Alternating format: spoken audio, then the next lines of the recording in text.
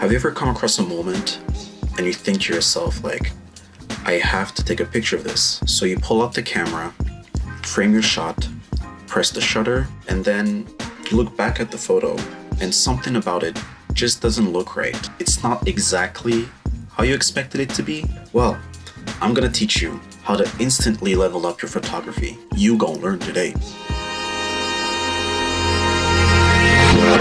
So before we learn how to take better photos, we first have to ask ourselves, why take better photos in the first place? I mean, what's the point? So essentially, the reason why you want to take better photos is to better communicate what you want to show, whether it being a single subject or a beautiful scenery or even like a special moment. The goal is to replicate the same feeling you had in that moment when you made the shot. So the first thing that you can do to instantly level up your photography is composition. Composition is essentially what you decide to put in the frame. If you want to put a flower here, if you want to put a person there, if you want to put, I don't know, it's you who decide what you want to put in the frame. That's what composition is. And one of the tricks that I learned very early on in my photography career is the use of the rule of thirds. And it's called a rule for a reason. And you know what they say about rules? They're meant to be broken. So I recommend that you do this yourself as well. The lines are there as a guide, and they're not there to make you use them exactly how they're supposed to. Use them to your advantage. Put your subject on a line or on a point or in a square. Using this method will open up your eyes to seeing and compose better. The rule of thirds has been there throughout my whole career. It has helped me see the world in a more design perspective, to better organize the things that I see, the things that I want to put in the frame. So I'm going to show you a few more examples on how I use the rule of thirds to my advantage.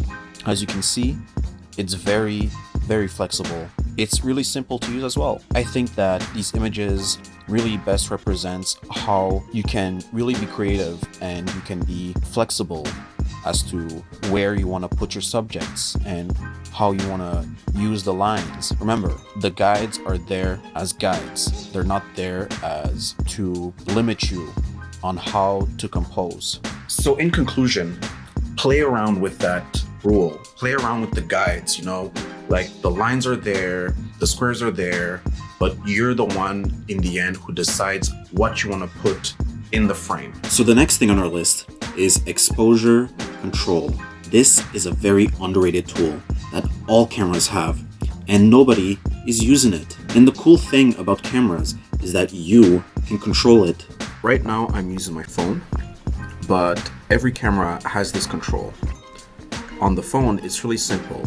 All you have to do is just click on your subject. So that's what I did there. And then you'll see a slider pop up. And on that slider, you can use that to literally manipulate how dark and how bright your photo is. So let's try right here. I'm gonna click on my face. I'm gonna slide up to make myself brighter. Now I'm gonna slide down to make it darker. And this is a really powerful tool.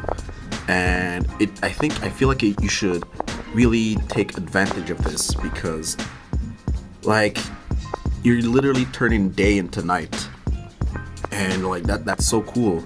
This is just another way on how you can take advantage of the exposure to level up your photography. So these photos are examples of a time when I used this method to manipulate the amount of light that goes into the camera so that I can modify how the scene looked.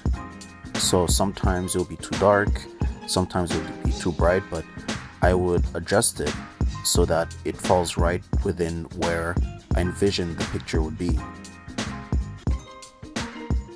And last but definitely not least is knowing when to press the shutter button. So have you ever noticed when at a press conference, let's say the president or the prime minister, they're speaking at the podium, and on the other side, there's all the journalist photographers. In a single moment, whoever's speaking at the podium will either point somewhere or make a certain movement or even make, I don't know, something, a specific pose. And in that single moment, all you can hear is a bunch of cameras firing off.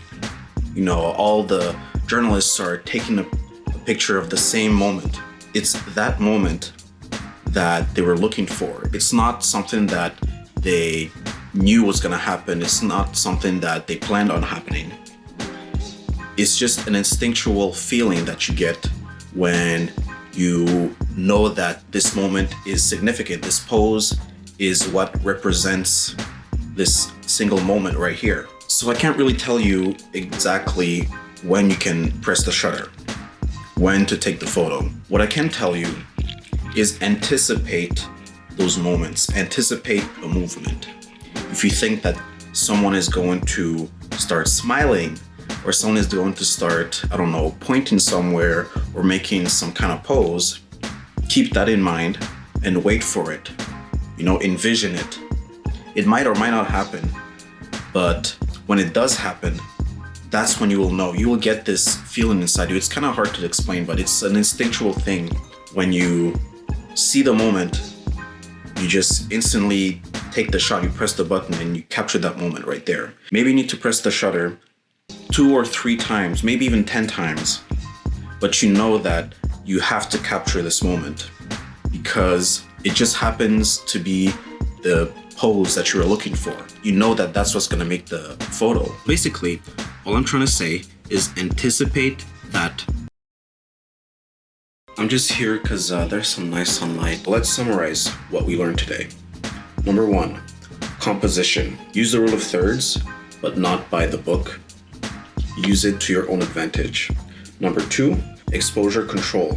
Like I mentioned, by manipulating the amount of light that goes into your camera, you are literally turning day into night and night into day, which is an extremely powerful tool. And last but not least is when to take the shot. And that one, you're really going to have to experiment with it. You're going to have to honestly experiment with all of these. When you learn how to use all of these methods and to take advantage of them, that's when all of this makes sense. All of this is not something that has just been made up. It's all been studied, it's all been proven. All that there is for you to go out there and to start creating, start experimenting.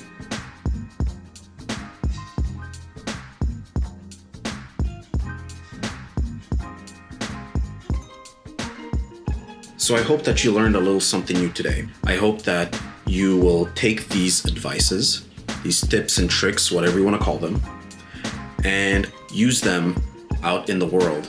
Use them whenever, next time you take a photo, think about these things. Just take an extra second, think about the composition, the exposure, and also just thinking about the right moment to press the shutter. And obviously, there's gonna be a lot more that I'm going to explain in future videos, but right now, these are just the basic stuff. So I'll leave you with this. Photography is not about what you see. It's about how you see.